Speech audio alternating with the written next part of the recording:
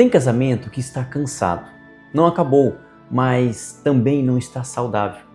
E muita gente acha que o problema é falta de amor, quando na verdade é falta de entendimento do que Deus chama de aliança. E se isso tocou você, fica comigo. Eu sou o Fábio Miguel e hoje eu venho aqui compartilhar com vocês um estudo profundo sobre o tema, o casamento e aliança segundo a palavra de Deus. Então, corre lá, pega a sua Bíblia e já deixa em Efésios para juntos estudarmos mais sobre este tema. Amém? Gente querida, e é muito comum ouvirmos que se o casamento acabou, o casamento não faz mais sentido. Essa é a lógica do mundo, o descarte. Mas para quem deseja educar uma família na rocha, precisamos entender que o casamento não foi inventado por homens, mas instituído por Deus. O cansaço que você sente hoje pode ser resultado de estar tentando sustentar uma casa sobre sentimentos que mudam em vez de sustentar sobre a aliança de Deus, que é fixa. Para entendermos o fundamento, precisamos ler o que Deus deixou registrado lá nas Escrituras Sagradas.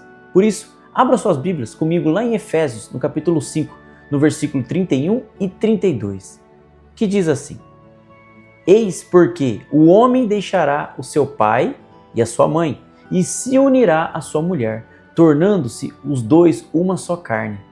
Grande é este mistério, mas eu me refiro a Cristo e à Igreja. Aqui está a base de tudo. O casamento não existe apenas para a nossa felicidade pessoal. Ele existe para ser um reflexo da relação entre Cristo e a sua Igreja. Na Bíblia, quando Deus fala de aliança, ele usa uma palavra hebraica chamada berit, e isso já muda tudo. Para você entender melhor, olha nesse texto em Gênesis, no capítulo 15, no versículo 18, que diz assim: Naquele mesmo dia, o Senhor fez berit, ou seja, aliança, com Abraão, dizendo: A sua descendência dei esta terra, desde o rio do Egito até o grande rio Eufrates. Vocês viram nessa passagem? Agora, presta atenção nisso. Berit não é um contrato. Contrato funciona como se fosse assim: eu faço a minha parte se você fizer a sua. Mas na Berit é diferente. Esta aliança é totalmente ao contrário, ou seja, ela não depende do humor, do desempenho ou do comportamento do outro. Eu continuo fiel porque assumi uma aliança, não porque tudo está fácil e está um mar de rosas. Por isso, o casamento bíblico não se sustenta em sentimentos, mas em compromisso diante de Deus. E é exatamente assim que Deus se relaciona conosco. E é assim que Ele desenhou o casamento. Agora, quando a Bíblia vai falar do amor no casamento, no Novo Testamento ela usa uma palavra específica em grego chamada ágape. Olha o que Paulo apóstolo escreve em Efésios 5, no versículo 25.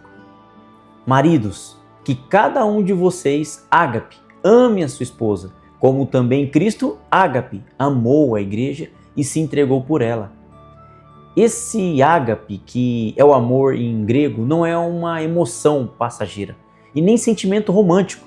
É uma decisão diária da vontade de buscar o bem do outro, inclusive nos dias em que o outro não merece, não responde ou não reconhece. Ágape é escolher amar quando o cansaço está falando mais alto. E tem mais uma palavra importante que a gente precisa entender, que lá no começo da Bíblia nos explica, em Gênesis, onde Deus usa outra palavra importante para o casamento.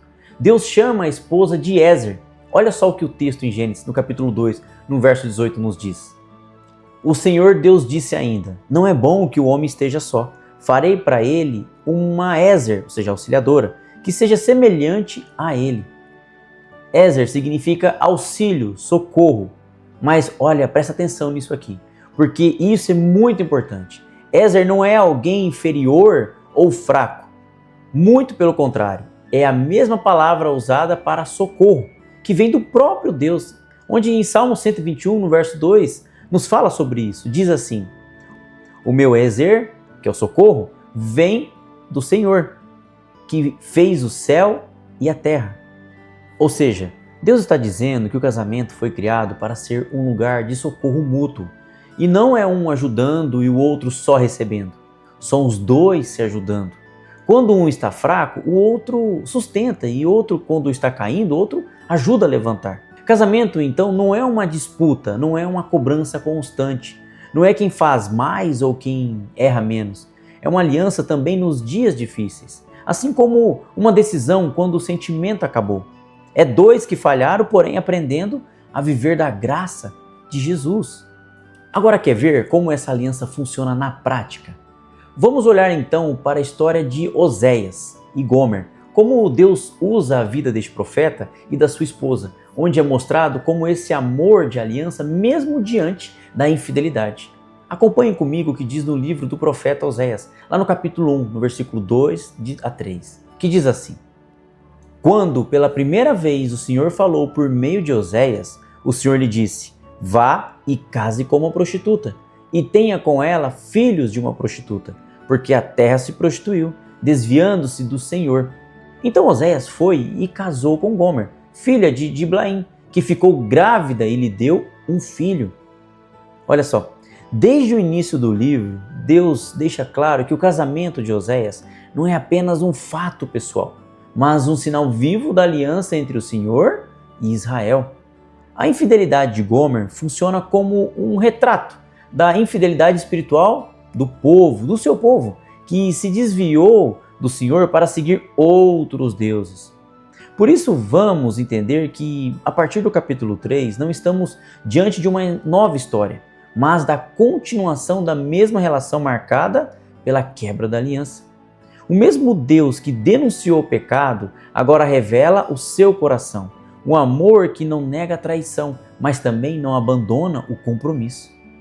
Vocês entenderam? Olha, é nesse cenário de aliança ferida, mais ainda de pé, que Deus ordena a Oséias: vá outra vez e ame. Olha só que eu disse lá no capítulo 3, no versículo 1 nos diz: O Senhor me disse: vá outra vez e ame uma mulher, que é amada por outro e é adúltera. Assim como o Senhor ama os filhos de Israel, embora eles olhem para outros deuses e amem bolos de passas. Deus havia ordenado que Oséias se casasse com Gomer, uma prostituta, porém ela traiu ele. E agora em Oséias 3, Deus manda Oséias ir outra vez, ou seja, buscar ela de volta. Aqui é importante a gente entender algo. Oséias recebeu uma ordem direta de Deus para viver essa restauração como um sinal profético. Isso não significa que todo casamento traído deve ser restaurado automaticamente. Oséias foi chamado por Deus para ser um símbolo vivo do amor de Deus por Israel. Cada situação precisa ser levada diante de Deus com sabedoria. Então percebam que a ordem de Deus para Oséias não foi baseada no merecimento da esposa, mas no caráter do amor de Deus. A história continua no versículo 2, que diz assim: Assim, comprei-a por 15 peças de prata e 150 quilos de cevada. Ele a encontrou em uma situação de escravidão e a resgatou, provavelmente vendida por dívidas ou por prostituição. Porém, ele resgatou pagando um preço. Mas antes de julgarmos a atitude de Gomer, esposa do profeta Oséias, Deus pediu para o profeta se casar. Então precisamos entender que o versículo 3, onde Oséias diz a ela: E eu disse a ela, você vai ficar comigo por muito tempo. Você não deve se prostituir nem se entregar a outro homem. E eu farei o mesmo em relação a você. Presta atenção nisso. Oséias resgatou Gomer, mas também estabeleceu limites claros. Ele disse: você não deve se prostituir, mas e nem se entregar a outro homem. A restauração não aconteceu sem condições, ou seja, exigiu uma mudança real de comportamento. Isso é importante porque nos mostra que o amor de aliança não significa aceitar traição contínua sem arrependimento. Gente querida, aqui está a chave. Gomer somos nós. Como diz o texto de Oséias, o povo de Deus muitas vezes olha para outros deuses e quebra aliança, ou seja, busca satisfação fora da vontade de Deus. Nós somos todos falhos, nós somos aqueles que por muitas vezes falhamos em nossa aliança com o Senhor. No entanto, como lemos no versículo 1, o Senhor continua nos amando. Quando compreendemos que somos alvos de uma graça que nos busca no fundo do poço, recebemos de Deus a capacidade de ter a graça como o nosso cônjuge quando há arrependimento, um arrependimento genuíno. Mas aqui precisamos entender que Jesus disse lá no Evangelho, escrito por Mateus, que o adultério é um motivo legítimo sim para divórcio. Isso significa que se você está vivendo uma traição no seu casamento sem arrependimento real, você não está em pecado por considerar a separação. A Bíblia valoriza a aliança, mas também reconhece que ela pode ser quebrada quando não há mudança de quem traiu. Restauração só é possível quando há um arrependimento genuíno, um arrependimento verdadeiro. Conforme aprendemos lá no Evangelho de Lucas, no capítulo 17, que nos diz assim: se ele se arrepender, perdoe-lhe. E depois de tudo o que vimos, fica claro que o amor cristão não é só de palavra, mas também de ação e serviço. Por isso, o desafio de hoje é simples e prático, seguindo o modo como o cristão cuidou da igreja. O amor cristão se manifesta no serviço. Observe algo que o seu cônjuge precisa fazer, algo que esteja sobrecarregando e assuma essa tarefa por ele hoje. Faça isso sem anunciar ou cobrar algum reconhecimento. Faça isso diante de Deus, como um cuidado prático com a aliança que vocês têm. Agora, pare um pouco e pense com sinceridade.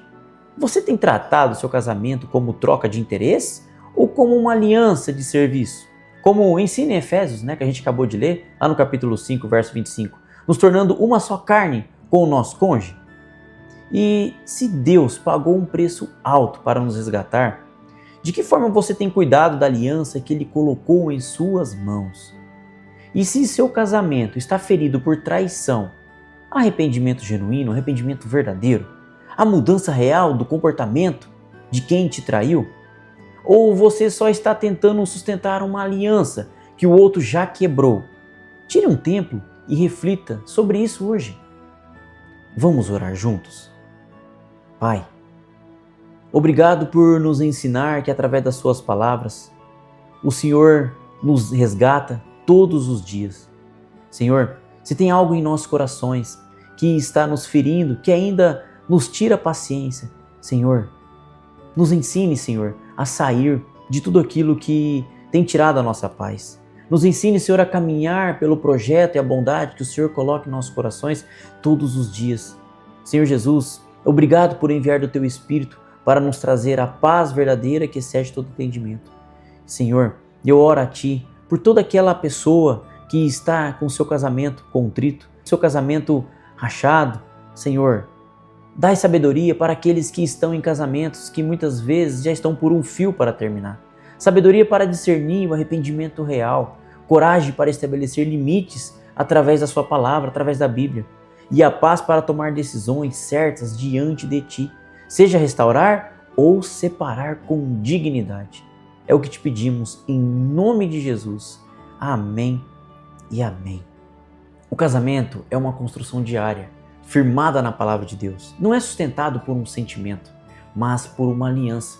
E quando essa aliança é ferida, Deus valoriza a restauração onde há arrependimento genuíno, um arrependimento verdadeiro. Mas também dá dignidade à vítima para reconhecer quando a quebra é irreparável. E se essa mensagem falou com você, pare um momento, faça o desafio prático e apresente seu casamento diante de Deus.